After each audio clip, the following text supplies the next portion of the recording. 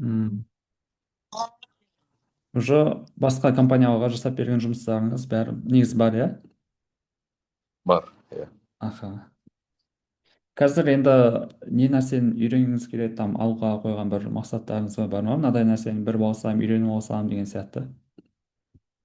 Егер шындайдан болса мен толығырақ база данные деген нәрсені үйренгім келеді ше.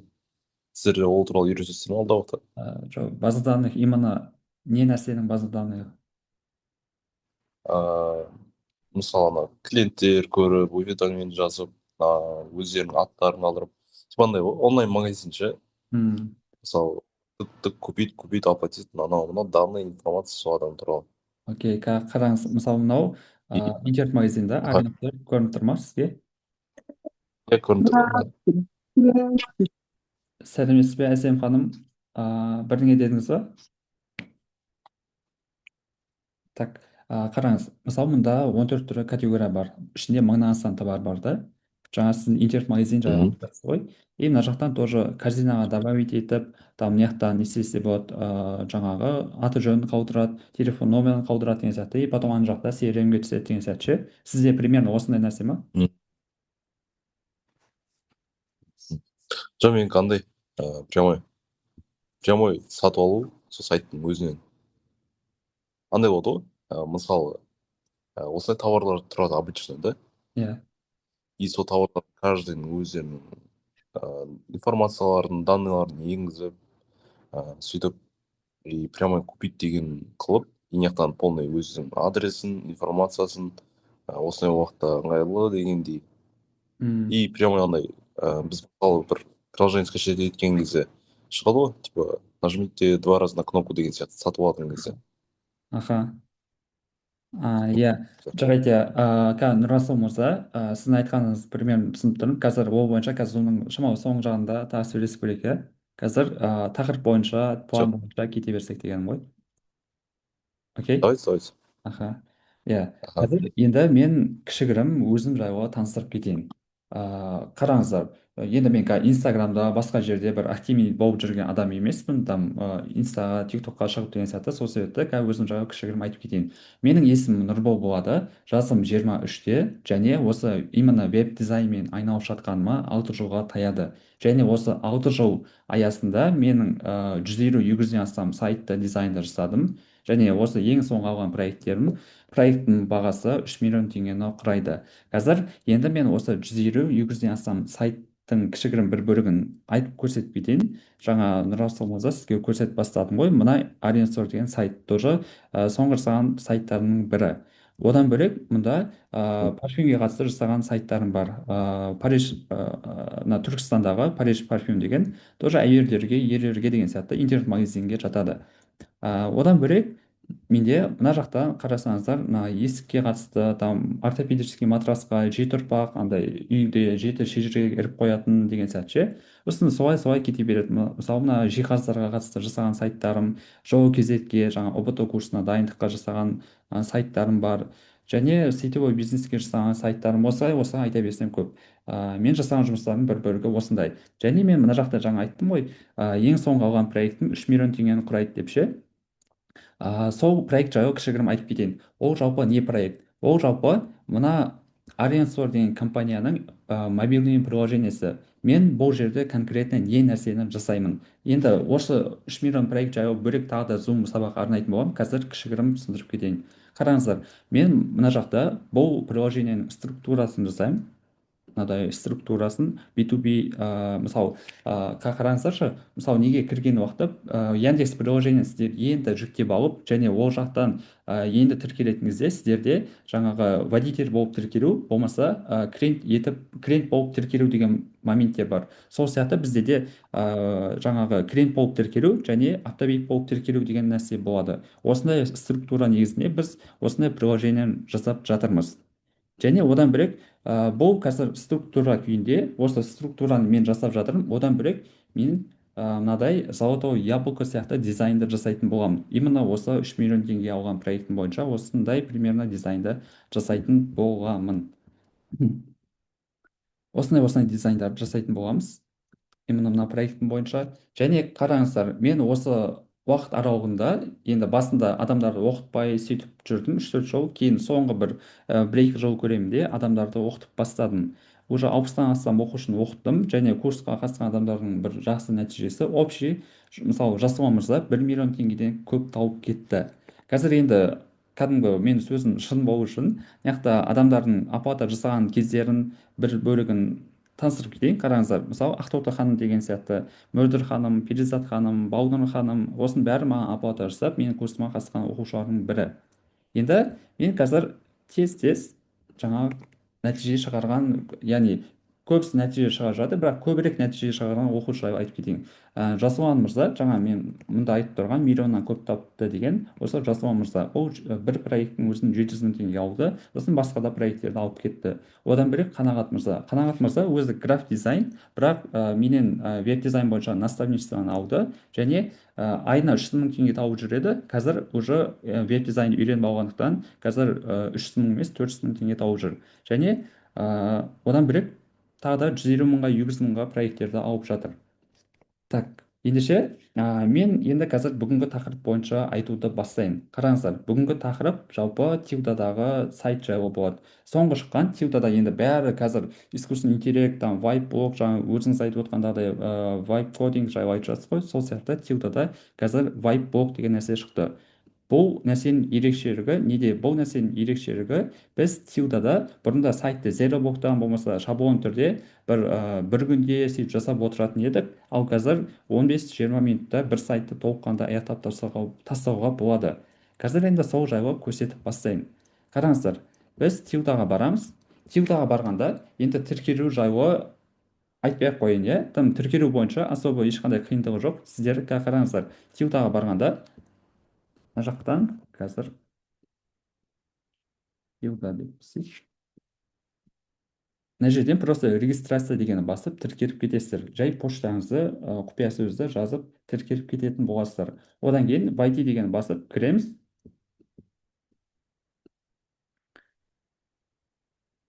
Так, войти дегені басып кіреміз. Сосын мына жақтан біз жаңағы тіркелген поштамызды жазып осы Тилданың ішіне кіретін боламыз. Одан кейін қараңыздар, біз жалпы кірген уақытта мұнда өзіміздің проектіміз атауын қоятын боламыз. Осы проекттің атауын қосқан кезде үстінен басып жаңадан страница ашу деген мына жердегі оранжевый кнопканы басатын боламыз. Не, новую страницу дегенді басамыз. Басқаннан кейін бізде мұнда көптеген варианттар шығып кетеді. Осы жерден біз именно пустая страница деген таңдаймыз. Пустая страница деген таңдағаннан кейін бізде мына жерде уже қарасаңыздар вайп деп шығып тұр. Осыны басамыз. Қараңыздар, бұны басқаннан кейін енді қараңыздар, бұл жерде біз мына референс деген жерден изображениені осы вайп блокқа беретін боламыз, яғни осындай сайтты шығарып бер деген сияқты. Мысалы қараңызшы, қараңыздар, мысалы біз Тилдаға барамыз ғой, Мейтон Тилда деген бар. Мейтон Тилда дегенге барған уақытта бізде осы Тилданың ішінде жасалған сайттар шығып кетеді. Және осы жерден біз өзімізге ұнаған бір кез келген бір сайтты тауып аламыз. Былайынан іздеп отырамыз.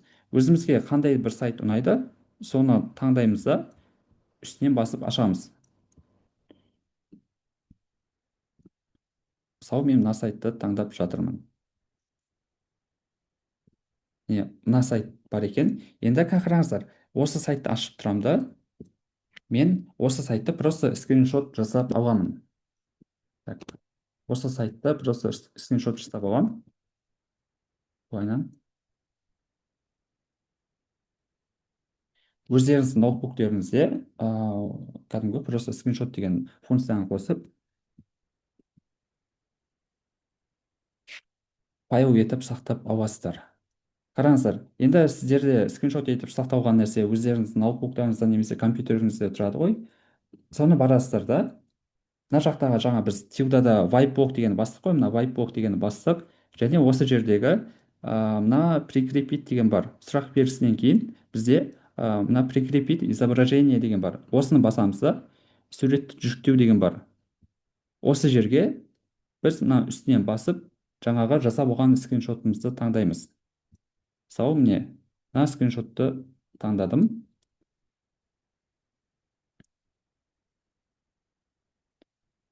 таңдағаннан соң қараңыздар, біз енді қараңызшы, бізге осы сайт ұнап тұрғандықтан біз қазір осындай сайтты жасап бер деп айтамыз. Осындай сайтты жасап бер деп айтамыз мына искусственный интеллектке. Қараңыздар, маған осы референстегідей сайтты жасап бер деп қазақша жаза береміз. Біз орысша, ағылшынша жазуымыз міндетті емес, қазақшада жаза берсек болады. Қазір біз бірінші орысшаға немесе ағылшыншаға аударып алып уақытты құртып отпаймыз. Қараңыздар, осы референстегідей сайттың алғашқы бетін жасап бер деп айтайын. Бетін жасап бер. Және мына жақтан тағы не нәрсені өзгерткіміз келеді, сол нәрсені бір уточнить етіп алғанбыз. Мысалы мына жерде мынау бір славян ұлтына тән адамның суреті, иә. Енді бұл жерде мен славян ұлтына тән демей, бір азиаттың суретін қой деп айтамын. Мына суреттегі адамның орнына азиаттың суретін қой деп айтайын. Және мен мына жерде Google'дағы искусственный интеллектін пайдаланамын. Енді сіздер кез келген таңдап пайдалана берсеңіздер болады. Және осындай отправить деген запросты жіберетін боламын. Қазір осы жерден кішкене күтеміз. Қараңыздар, міне қарасаңыздар, искусственный интеллект маған қазақша жауап беріп жатыр, қазақша сөйлеп жатыр.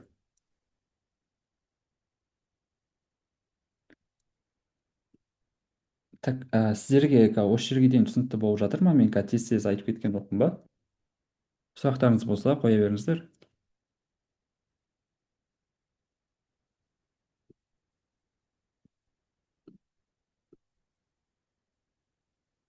Не көрдіңіздер ма, даже 1 минутқа жетер жетпес уақытта маған осы сайттың алғашқы бетін жасап берді, былайынша айтқанда.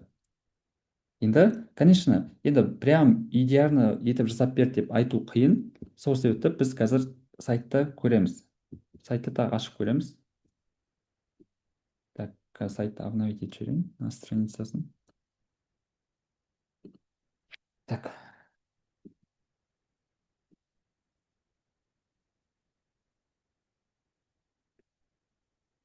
қарасаңыздар, мына славян ұлтына тән адамның суретін алып тастады да, мына азиаттың суретін қойып қойды. Енді мынау енді шамалы Вьетнам ба, Тай ма, соған ұқсап кетті. Бірақ сонда да сайтта опубликовать етіп шығарып көрейік. Жалпы қалай болып көрінетінін көрейік. Не осындай болып көрініп тұр біздің сайтымыз. Яғни біздің ұтатынымыз не нәрсе? Біздің ұтатынымыз, біз дәл осындай сайтты жасап отыру үшін бір жарты сағат уақытымыз кетуі мүмкін, кемінде ше. Мына суретті іздеп отыруымыз мүмкін, мына шрифтін таңдап отыруымыз мүмкін деген сияқты ше. Ал мына искусственный интеллект 1 минутқа жетер жетпес уақытта жасап берді. Егер біз қандай да бір өзгерістер жасағымыз келсе, қараңыздар, мына редактировать дегенді басамыз. Осы жерге тағы да қоямыз. Мысалы қараңыздар, сайттың төбесіне менюді қос деп айтамын. Менюді қос бер деп айтамын. Қараңыздаршы, меню дегеніміз міне мына нәрсе. Біз мына жерден көріп отырмыз қой, мына нәрсе ше. Мына компания, партнеры, волонтер, жаңа факт деген сияқты, контакты деген нәрсе, бұлардың бәрі менюға жатады. Мына кнопканың бәрі менюға жатады. Яғни мен қазір осындай меню жасап бер деп запрос жіберейін деп жатырмын. Сайттың төбесіне референс дегеніміз міне мына суретіміз, жаңа скриншот жасап алған суретіміз. Референс деп осы нәрсені айтады. Так, енді көрейік. Референстегідей менюді қосып бер деп айттым. Енді қазір қалай қосып беретінін бірге көретін боламыз.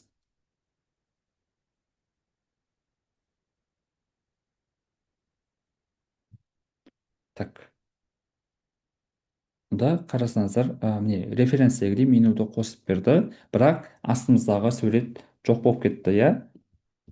Ол не нәрсеге байланысты болуы мүмкін? Ол себебі, қараңыздар, себебі мына искусственный интеллект запросты дұрыс түсінбей қалуы мүмкін.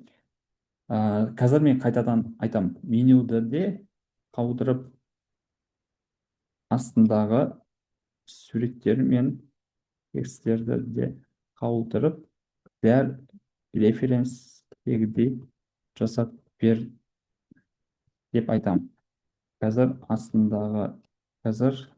меню астындағы суреттер мен кнопкалар текстер жоқ болып кетті. Яғни мен проблема туындады, сол проблеманы қайтадан дұрыстап шешіп бер деп айтып жатырмын мұнда. Көрдіңіздер ма? Міне. Сіздер жаңа астында сурет жоқ болып кетті ғой, сол жоқ болып кеткен үшін сіздер бір паника болудың қажеті жоқ. Просто искусственный интеллектке тұрасыздар да, айтасыздар, міне мына нәрсені өзгертіп бер деген сияқты айтамыз. Окей? Енді қазір сайтты примерно шығарып көрейік. Сайт қалай көрінетінін қарайық. Так, қарасақ, бізде мына жердегі мына кнопкалардың тексттерінің бәрі оранжевый болып кеткен. Ал мына жақта қара болып тұр, мына жерде ақ болып тұр. Енді мен қазір қайтадан редактировать дегенді басып жасайтын боламын. Так, сайтты публиковать еткен кезде менюдегі тексттердің түсі оранжевый болып кетті. Соны өзгерту керек деп айтайын.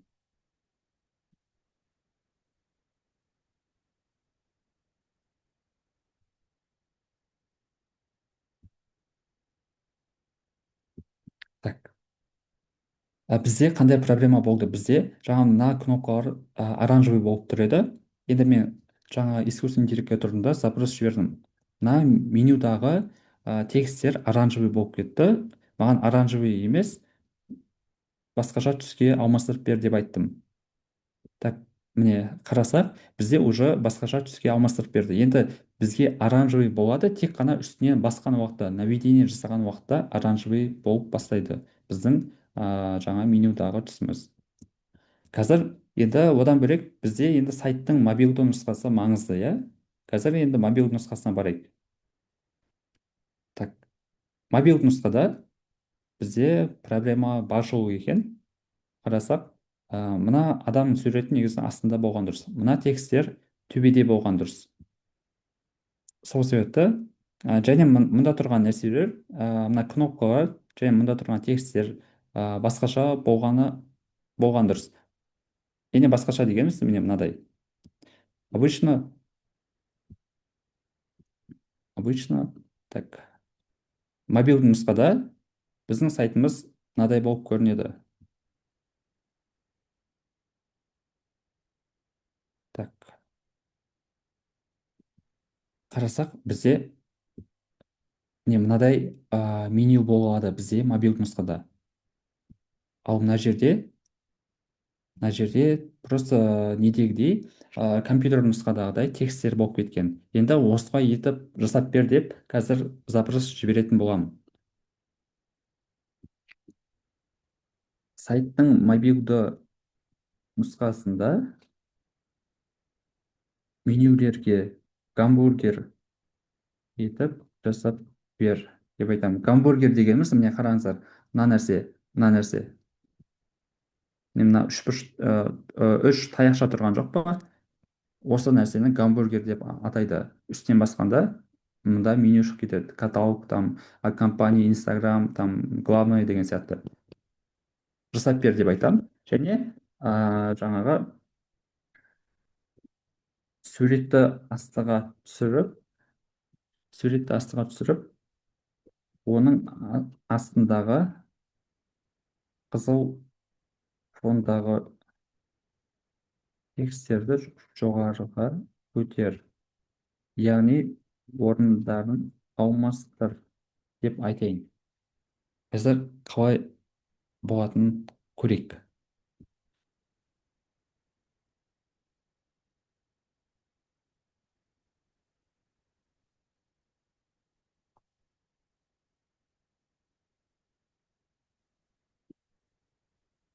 как так, сайтты тағы бір обновить етіп көрейік.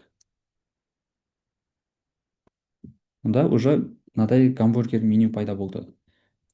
Және мына орындарын алмастырып берді. Дәл мен айтқандағыдай жасап беріп жатыр. Енді біз прям мына жақтағыдай искусственный интеллектке бармай өзіміз өзгерткіміз келсе, кейбір нәрселерді біз просто мына үстінен басамыз. Мысалы, открой деген үстінен басамыз. Осы жерде текстті өзгерткіміз келсе, мысалы қазақшаға алмастырғымыз келсе, а, ашылу салтанатыңызға қош келдіңіз деген сияқты жаза салайық.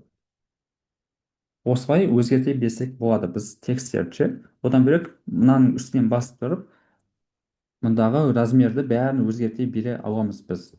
Мысалы 32 деп қояйын, кішкентай болып кетті. 38 деп қояйын деген сияқты. Мына жердегі нелерді, шрифттарды тоже өзгерте бере аламыз. Бұл бойынша ешқандай проблема жоқ.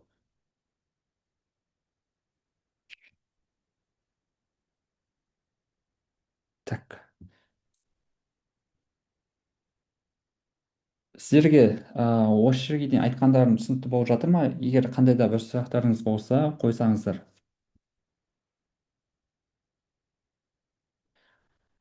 Так, Раушан ханым, Саида ханым, Әсем ханым, сіздерге примерно түсінікті болды ма, әлде қандай да бір сұрақтар бар ма түсінбей тұрған?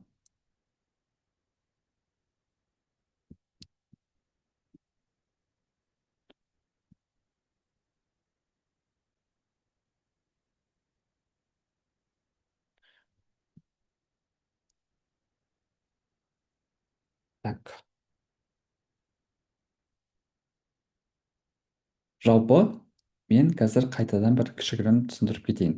Біз бұл нәрсені қалай жасаймыз? Біз ең алдымен тилдаға тіркелу керекпіз. Тилдаға тіркелеміз. Тилдаға тіркелгеннен кейін біз жаңа өзіміз проектімізге барып, мұнда жаңадан страница ашу деген мына оранжевый кнопканы басамыз. Оранжевый кнопканы басамыз да, мұнда пустая страница деген бар. Осыны басамыз. Басқаннан соң бізде мұнда zero блоктың қасында vibe деген бар. Өзі өзгеше түсте жанып тұрады. Осыны басамыз. Осыны басқаннан кейін біз мына жердегі мына нәрсе аламыз да, мына прикрепить изображение дегені басып, мына жаққа өзіміз қалап тұрған сайттың скриншотын әкелеміз. Ол сайттың скриншотын қайдан алсақ болады? Мен мысалы оны Made Tilda дегенде алдым. Made Tilda дегенде алдым. Осы жақтан мен өзіме ұнаған мына сайттың скриншотын алдым да, осы жаққа загрузить изображение дегені басып, осы жаққа әкелдім. Және мұнда промптты жаздым. Маған дәл осы жаңа жүктеген идеядағыдай сайтты жасап бер деп қазақша жаздым. Сол нәтижесінде маған осындай сайттар жасап берді. Енді, конечно, бұл сайт бір әдемі вау деп айта алмаймын, бірақ сіздерде бастапқы кезде, бастапқы уақытта осы өздеріңізде кейс көп болу мақсатында осы мүмкіндікті пайдаланып, сіздер уже бір өздеріңізге бір 10-20 шақты портфолионы жұмысты өзіңізге жасап алсаңыз болады. Сіз сол 10-20 шақты сайтты сіздер сол 2-3 күнде жасап тастай аласыздар. Ал егер сіздерде осындай искусственный интеллектті пайдаланбайтын болсаңыздар, сіздер 2-3 күнде емес, даже бір айға созылып кетуі мүмкін, чтобы 10-20 сайтты жасап алу үшін. Мен енді осы тақырыппен, осы Zoom сабақ арқылы осы вайбблоктың артықшылығын сіздерге жеткізе алдым деп ойлаймын.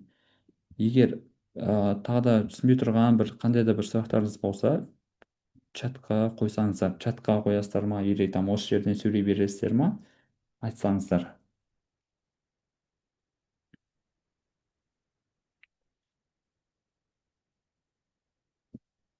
Так, ешкімде ешқандай сұрақ жоқ па?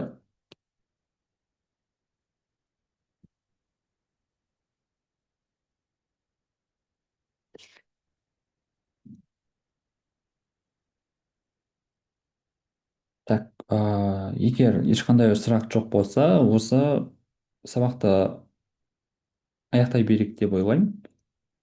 егер қандай да бір сұрақтар болып жатса, чатқа міндетті түрде қоя берсеңіздер болады. Бүткіл сұрақтарыңызға жауап беретін боламын.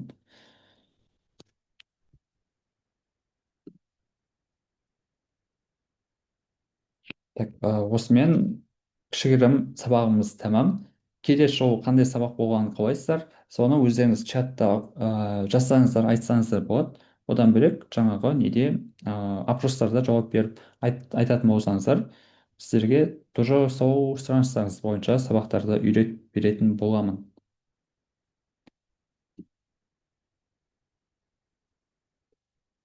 Так, әзірге сау болыңыздар. Осымен бүгінгі тақырып бітті.